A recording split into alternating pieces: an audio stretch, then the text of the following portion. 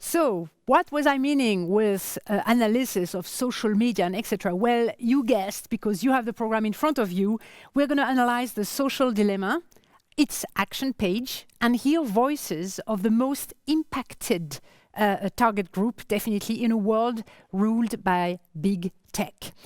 And as the youth is where the future is actually starting, we wanted to take this in our focus, and I'm going to gladly moderate this fireside chat with freshly recorded teens testimonials, Anouk, Fuad and Mukhtar. We're going to see them in a second, about their behavior in social media. And I would love to introduce you to the guests who are coming. It is Jeff Orlowski, the director of the Social Dilemma and founder of Exposure Labs, a film and impact production company. I loved the combination of two. The Social Dilemma, no need to tell you, premiered at Sundance Film Festival in 2020.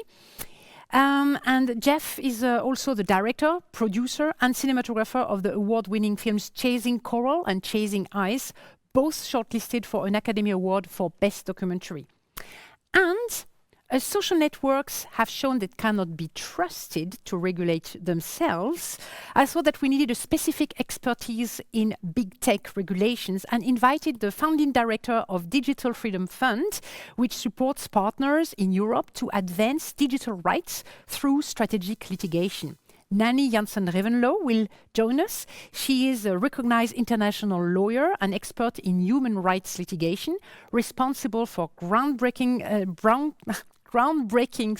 freedom of expression cases across several national and international jurisdictions with an impressive track record.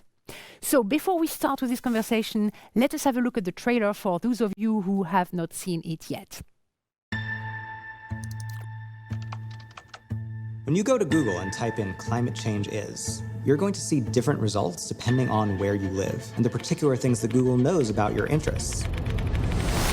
That's not by accident, that's a design technique.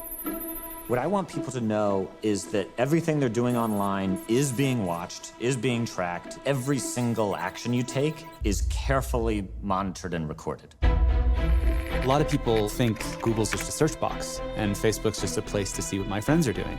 What they don't realize is there's entire teams of engineers whose job is to use your psychology against you. I was the co-inventor of the Facebook like button. I was the president of Pinterest, Google, Twitter, Instagram. There were meaningful changes happening around the world because of these platforms. I think we were naive about the flip side of that coin. You get rewarded by hearts, likes, thumbs up, and we conflate that with value and we conflate it with truth. A whole generation is more anxious, more depressed. I always felt like fundamentally it was a force for good. I don't know if I feel that way anymore. Facebook discovered that they were able to affect real-world behavior and emotions without ever triggering the user's awareness. They are completely clueless. Fake news spreads 6 times faster than true news. We're being bombarded with rumors. If everyone's entitled to their own facts, there's really no need for people to come together. In fact, there's really no need for people to interact. We have less control over who we are and what we really believe. If you want to control the population of your country, there has never been a tool as effective as Facebook. We built these things and we have a responsibility to change it. The intention could be, how do we make the world better? If technology creates mass chaos, loneliness, more polarization, more election hacking, more inability to focus on the real issues, we're toast. This is checkmate on humanity.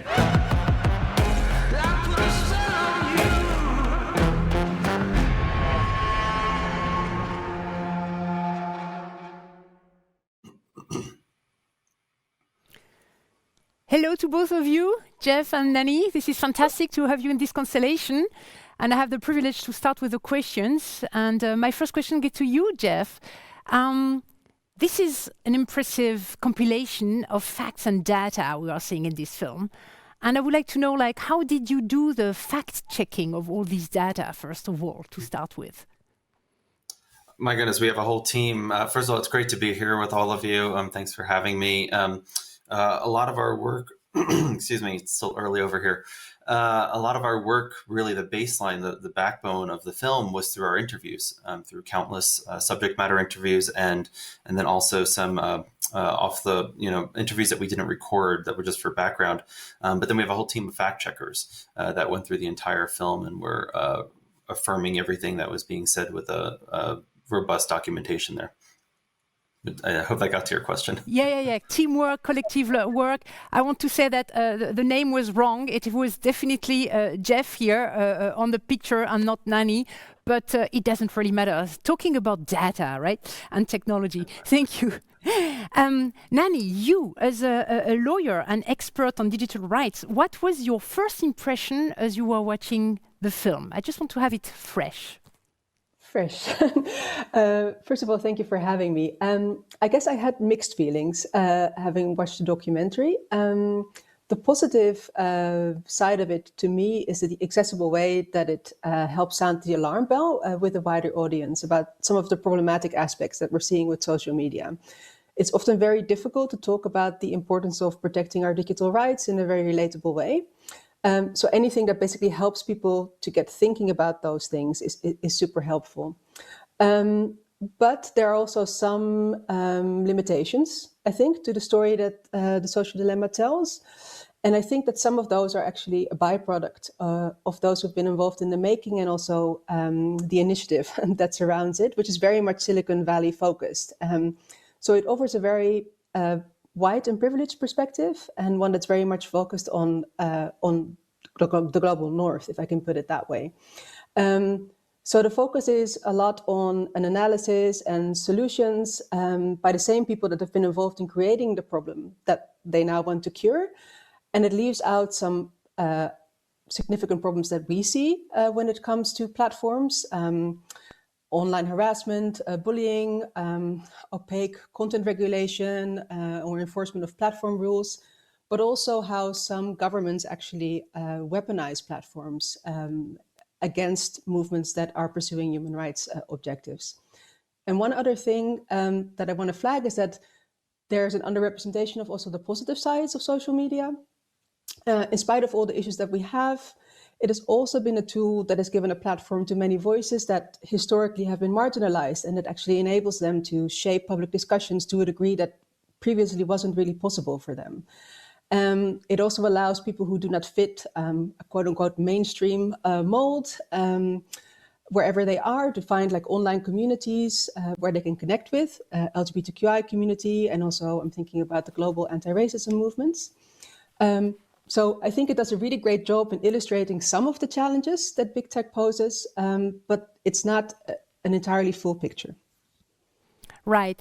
I mean, I don't want to dig too much into the film right now, but this is a very important critique because indeed it has been also criticized that it might be biased, obviously.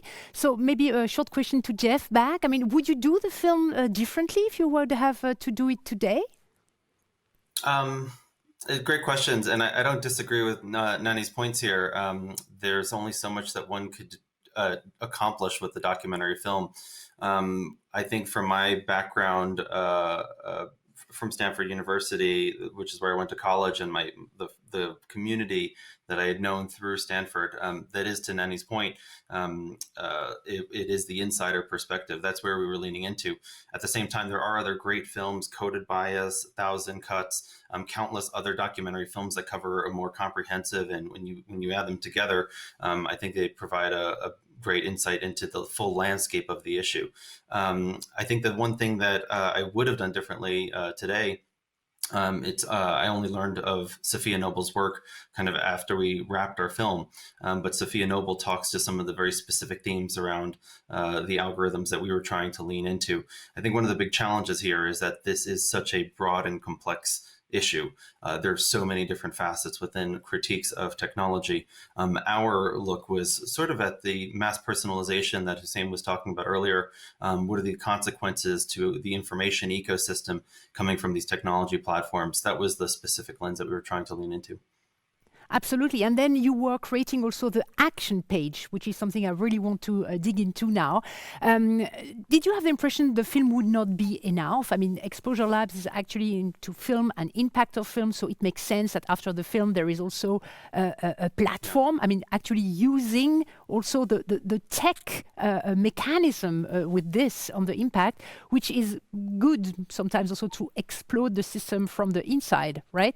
But what was your actual motivation to do the action page? Did you fear the film would not be enough? Did it need the action page to get the impact? I think this is something that we've been practicing for years now with all of our films, our prior films on climate change, Chasing Ice and Chasing Coral. When you release these films, you very quickly know that there's more conversation that's needed. There's more engagement that's needed. The film can only do so much. And so for a decade now, we've been engaging with community conversations to follow up the film. And that we see as a very important part of the equation. I think films inherently, they can only do so much to sort of introduce ideas into the zeitgeist or to kind of drop ideas into society, but the need is there for nuance and for conversation, something that social media doesn't allow, and something that is, you can't have two-way conversation with the film. So for us, it's been a long practice around wanting to go deeper with communities. We've had over 4,000 screenings of The Social Dilemma that have led to community-based conversation and engagement that our team has helped support in countless countries right now. So I think that's really the big opportunity, is that the film is just able to crack open a window for society or for community. And then there's need for follow-up, whether we're talking about students and kids, whether we're talking about families and parents, or whether we're talking about policymakers. Right, and here at CPH Docs, we wanted to actually have a look at the youth a little bit further, and we have been taping some teens' confessions. And before I go on with both of you on this discussion, I would love to hear what they say. Some of them watched the film and changed their behavior after the film right away. Some of them did not. I'll let you discover a couple of voices. We took a couple of excerpts. We will have first Anouk Fischer Andersen. She is 19 years old. She started using social media when she was 10.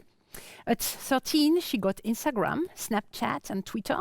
For half of her life, all her adolescence, spending 5 to 6 hours per day on social media. So can we please hear Anouk Fischer Andersen?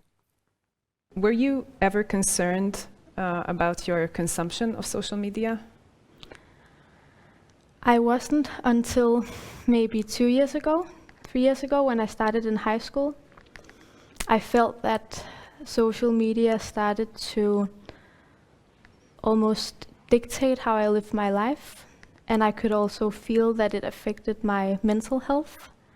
I became more stressed, and I also suffered from FOMO, I guess. It's short for fear of missing out.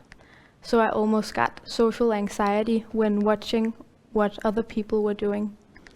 And I think I'm not alone on that. I guess I'm speaking not only for myself, but for a whole generation of young people. Then I'm going to ask you about the film The Social Dilemma. When and why did you watch Social Dilemma? I watched The Social Dilemma in September 2020 on Netflix. And it almost accelerated, I think, among young people, because so many people could in some way identify or relate to the issues raised in this film.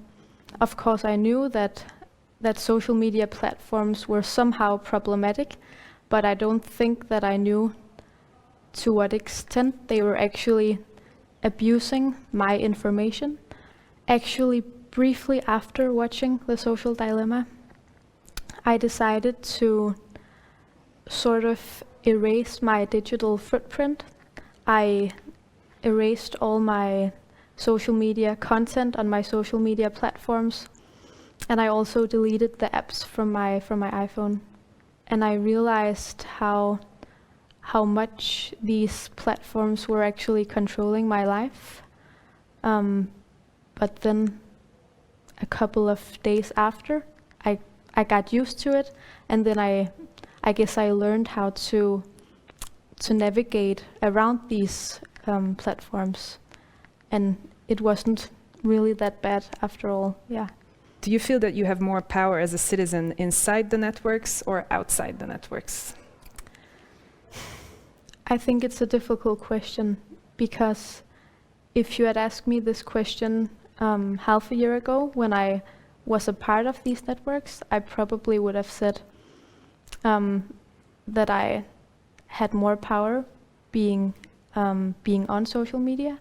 But now that I've sort of stepped out of this machine, I actually feel more enlightened, I think, because being a part of it also sort of blindfolds you, I think. So I guess it's two-sided. The answer is two-sided. Yeah. It is always so touching to hear this from the youth and to listen to them. Nani, we as citizens, do we have more agency inside or outside? Under which circumstances can social media be seen as a tool of power? And is there a way to regulate this? You as a Digital Freedom Fund founding director, how do you see this? Well, social media can be a very powerful tool for change. We've seen this in action very up close last year. We've seen how it played a role in galvanizing and supporting the Black Lives Matter movement in the US and also around the world, but also, for example, the End SARS protests in Nigeria. At the same time, these examples also show how social media's fundamental structure, which is a result of its business model, right, of monetizing our data, which incentivizes the collection of as much data points as possible from all of us, can also be weaponized against those very communities that can use it as a tool for change. There are numerous examples in the US of how social media data was scraped in order to interfere actively with Black Lives Matter protests. Regulation is one of the ways in which we can address the downside of social media, but I do not think that we should focus on the data collection aspect alone, as that won't really work in isolation. We need to really fundamentally examine the social media platforms' business models and not be afraid to actually challenge that outright. And also need to consider other aspects, such as the lack of transparency on how the platforms work. What do they do with our data? How are the different algorithms at play influencing what we see, what we get targeted with, etc. This is all a very fundamental problem. So if we're going to regulate, that should really be part of the package. And a final thing, which obviously is always very much on my mind because we focus on taking action and on strategic litigation, is that whatever regulation we put in place needs to be enforceable, not just by institutions, but also by individuals, including in a collective way, so that we can actually stand up as groups and as individuals against infringements on our digital rights. And then in a way that it actually has teeth, so that the platforms actually need to pay attention to it and cannot ignore it or pay their way out of it because fines are low or penalties are just so minimal that they can still kind of like continue with their practices as they are at the moment. Yes, thank you, Nani. Let's have a look at a second teen, Fuad Shakur, who was even younger when he started his social media profiles. And we're going to listen to him in a second. When did you start being on social media? When I was around 8. Okay, so that's a long time. Yeah. And how many hours per day are you on social media now? It depends, but around 3 hours, I would say. Okay. 3 hours a day. You said you saw The Social Dilemma. What were your thoughts about it? My thoughts was that the film takes a really problematic issue up and talks about how social media have an influence on a generation, but also how it's bad and having a bad influence, but also how good it could be at the same time. Can you tell us a little bit more about the good sides of social media? Yeah, I think that social media has a lot of good sides because that you can connect with people, you can share things with people, you can inform people, and all around that, you can also get work through as like social media as well. So it's like a big network where you can meet and mingle with people. Do you have any specific stories that you want to share about this? I think I have I've done a lot over social media. I think the work I have now and my other work, and like all my work actually has a big influence through social media. So we can see here there is quite a lot of work also ahead for those who want to move the situation forward. Jeff, the film is as such very educational and relevant to the younger target groups. So can you tell us more about what's happening with the action page, especially maybe with the youth? Yeah, absolutely. As we were saying earlier, one of the big focuses of our effort is the campaigns that happen and follow the filmmaking. We've been kind of structuring our work into three categories. One is maintaining public pressure, one is equipping policymakers, and then the third is engaging with Gen Z and engaging with youth. We have heard countless stories from youth from all around the world that have reached out to our teams. And one of the big things that we've been trying to do is help to provide more resources for those conversations. More and more places, more schools are incorporating this into curriculum, whether our assets specifically or just these themes around digital democracy and how we engage on these platforms. And I think it's incredibly important that we shift that understanding and awareness. So our team has been really supporting all of that work. There's one young girl that we met over the course of these campaigns, a young woman who has lost 9 friends to suicide in just the last couple of years, and it just shocks me that's, and I'm not trying to draw a direct connection here to some of these consequences, yet the implications of what that has on a generation is startling. So our team has been doing a lot of work, whether it's engaging in conversations with schools, providing resources, or the big thing that we've been really working on is helping to empower and foster leadership from youth organizations themselves. So groups that are figuring out their own ways to change the system for themselves and for their peers. That's been incredibly inspiring to see.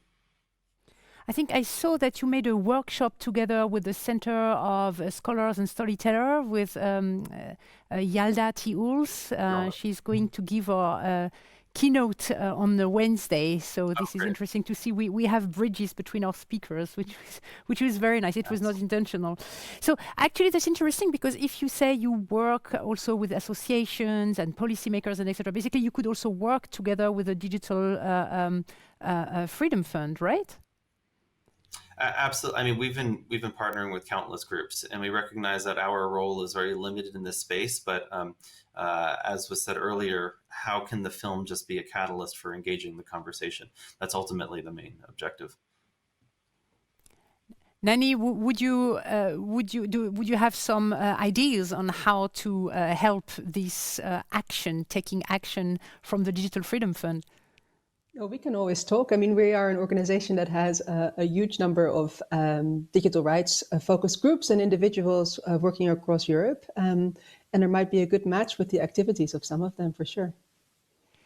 As I said, at the end of the day, the more we go into the conference on every day, starting with the big pictures, and the more we go to the end of the day, the more into action we go. This is why we also chose you, basically. So I would totally welcome to see some collaboration born on a discussion online at a CPH conference here in Copenhagen and all over the world.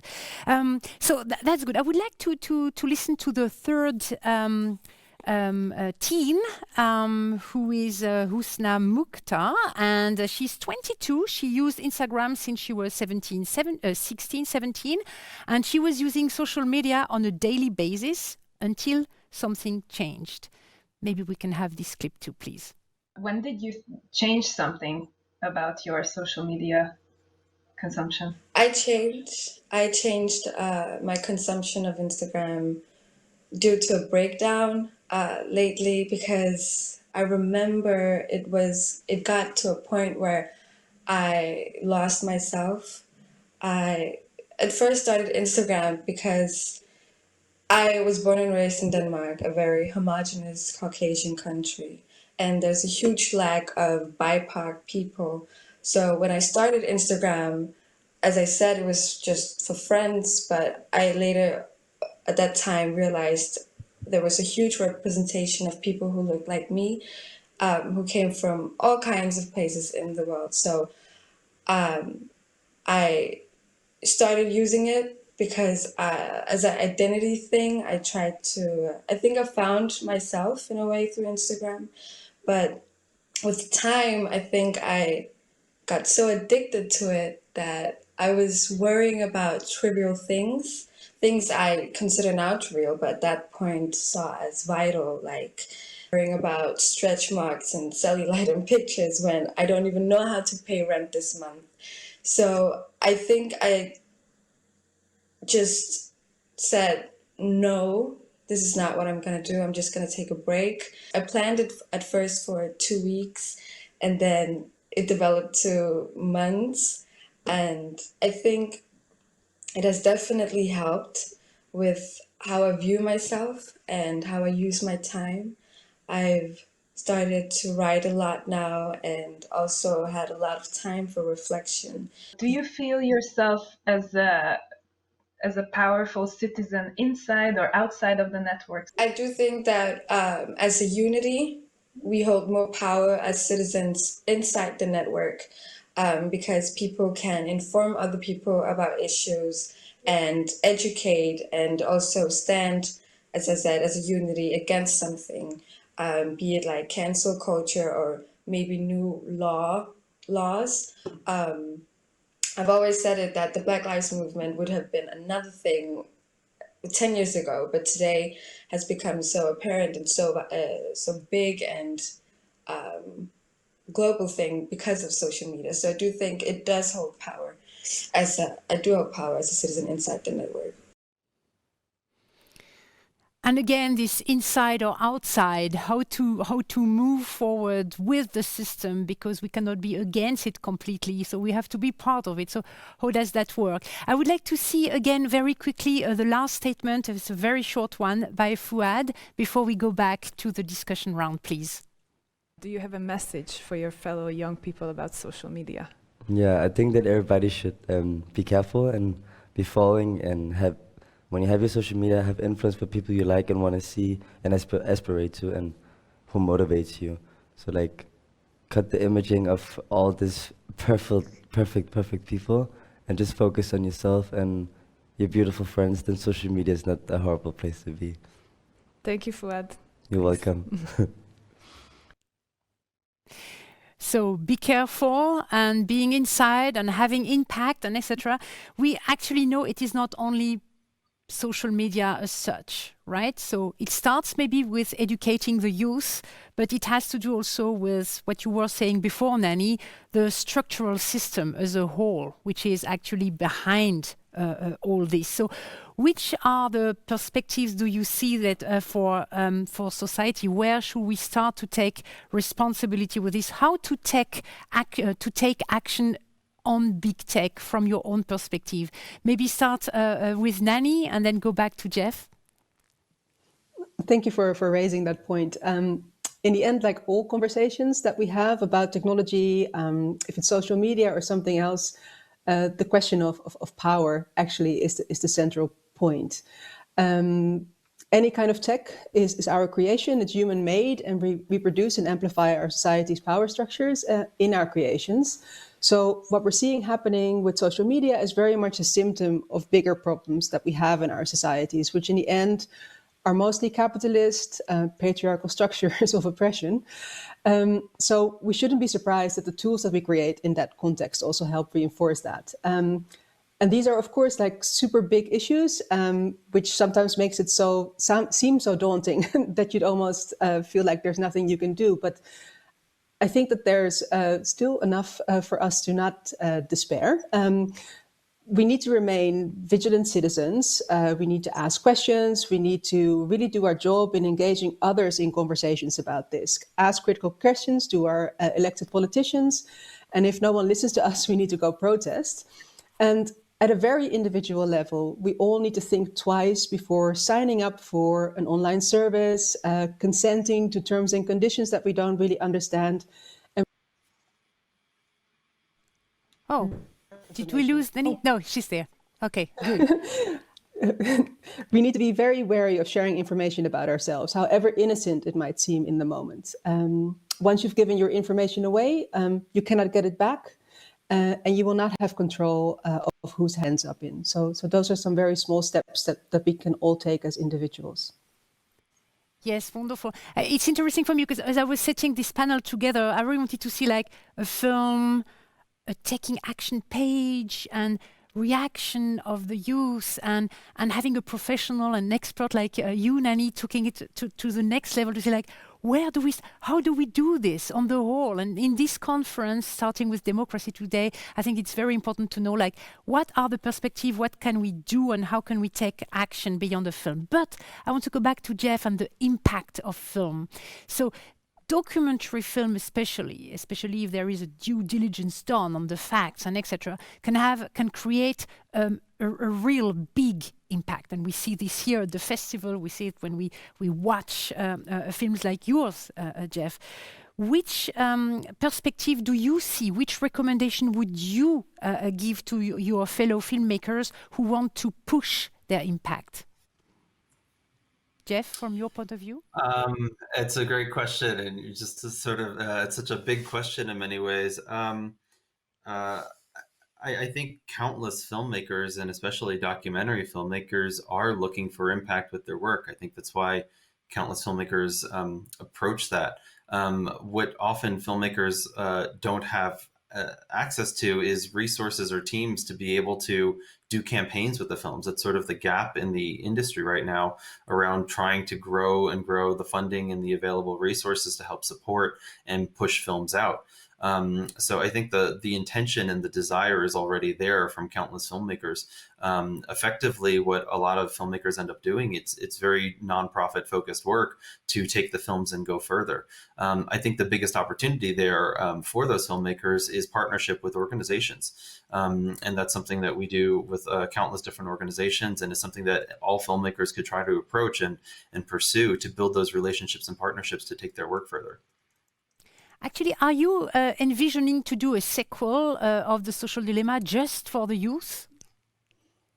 That curiosity has come across the table, but I feel like there's too much urgency around what we need to address right now. The amount of time that it will take us to make another film feels daunting. So we've been really trying to work on quicker turnaround, impact, and partnerships. Wonderful. In any case, thank you very much to both of you for now. I'm going to check if we have a couple of audience questions. I mean, we are so much into tech here and etc. But I think that no, I think they're all fascinated and listen to this or watch The Social Dilemma on top of their desktop, probably. So I wanted maybe to finish and say, great talk. I mean, we all know here that we could go on for at least a serious conversation for at least 2 or 3 hours, and we would not be finished. So this is a little bit what I wanted to say also in the discussions that we want to engage here in the conference, like, okay, now it's time to take action. So Nani, Jeff, you're going to take action. Maybe you are in contact and you push it to the next level with the impact. This would be wonderful. Jeff, you will do probably another film with a taking action page. Maybe tell me again the URL of the action page for the audience who is here and watching with us and wanted to have a look. If you just go to thesocialdilemma.com, you can get to the Take Action page through there. Okay, wonderful. And if we want to know more about the Digital Freedom Fund, we would go to digitalfreedomfund.org. This is so easy. So this is a great way to take action. Thank you so much to both of you for this discussion.